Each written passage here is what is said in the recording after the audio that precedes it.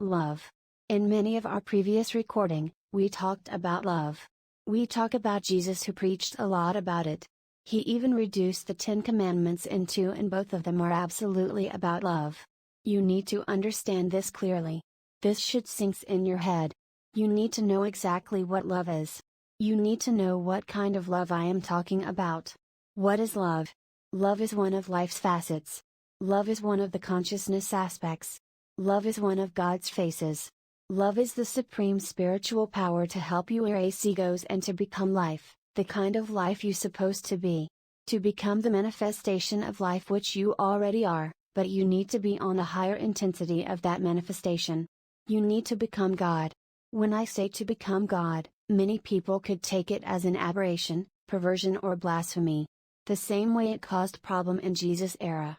Hear what it is said in John chapter 10 verses 34, Jesus was walking, a crowd was trying to stone him. Jesus says, "Why you want to stone me? I made you see lot of wonders of my Father." The crowd replied, "We don't want to stone you for your good deals. We want to stone you because of your blasphemies." Jesus asked what kind of blasphemies you were talking about. They replied by saying that, "You say that you are God. You are just a human, how can you be God?" Jesus replied by saying, "If I am not mistaken, I believe that you are the one saying it in your own book that we all are gods.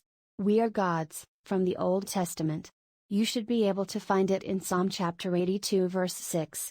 I said that love is one of the faces of life. In the spiritual way it is to erase your egos to become the vivid manifestation of life, or become God. This is not an exaggeration, nor a blasphemy. There is an Oriental text where it is said that God or life does not love us. Life doesn't love anyone. God just loves himself. Life just loves itself. Esoterically, everything is life. There is nothing else to love. If you don't have love within you, you are not alive. From a grain of sand to the stars, everything is life. From the stars to the galaxies, this is life. From the galaxies to the universes, this is life. From a spermatozoid to a fully shaped and complete human being, this is life. From a single grain of corn to any other big trees, this is life. From a drop of water to the immensity of the ocean, this is life, this is God. The rocks, the stone are full of life. Anyway, all the existing things are alive. From the little tiny bugs, or virus to the big wild animal, this is the same life. This is God. This is love. What is love? Us, human being, we are created as the tridimensional element. We don't have any power to go over the tridimensional space. We are in 3D. We are going to explain how life and love work in tridimensional. First, life has a material presentation. We call that matters. Matters are any substance we can see or touch, also any substance we cannot see or touch. We can see a house, but we cannot see those atoms that make up the house. Those atoms are bind together, this is called information. Inform. In the form is given. Second, when one single corn is being planted, then it appeared a stem, then some leaves, the stem is transformed into a trunk, and then more leaves, then flowers, finally corn in the cob. The intelligence makes up the forms. Third, love weaves form into matter. It tightens the intelligence with the matter. This information which penetrates the plant, the ovule, the sperm in development, is love. The Greek called it the logos. The Persians called it light. The Oriental called it tarot. Alchemists called it the quintessence, the fifth element, the pentagram. It is like a gravity that ties up all the matters. You know what gravity is, it attached the masses. Love forms the matters. Love holds them together while shaping them. It ties all the intelligences together. It synchronizes the atoms. Love has different level of actions. Love intensifies. If I am talking about love in the term of intensity, I would call it God life in itself. Another example, if I need to build a house, I need the matters. But the first matter that will build the house is one atom. In that case, I will need billions of atoms, the matters. If I am using matters, I enter the time and the space. First I need a space to lay the arrangement. Second, I need time to gather all those atoms, to synchronize those matters in order to accomplish my goal. Another level is the intelligence, which can change in degree, in dimension and in intensity. A philosopher creates his thoughts, his perceptions with the same energy, and the same intelligence from God, from the vegetal.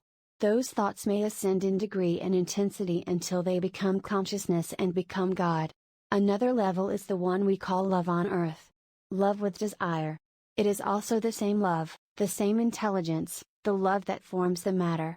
But when it descends in very low frequency of intelligence, in intensity, in action, it becomes attraction, seduction, desire, rudeness, savagery. To live in accordance with God, in accordance with life, to be alive, to live life in a higher level, we need to go in reverse. We need to stop those behaviors. We need to change the desire and compulsion, we need to condense them. Those who practice that attitude, say that they are in devotion. The monks especially, they dedicate their entire life to God. Another way, is the yogis, they use the matter, their body to attain the awakening, which is the last higher level of consciousness. In our end, what we are studying here is the mindfulness.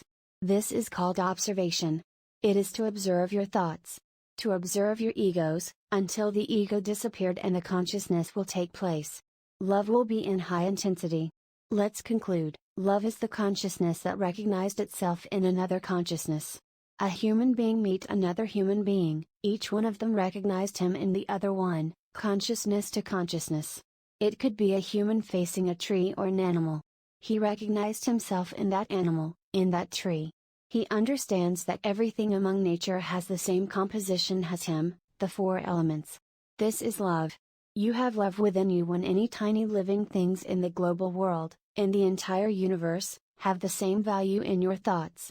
In a future recording, we will present an illustration from the Oriental Theogony. From there, you will have a better understanding of love. From there,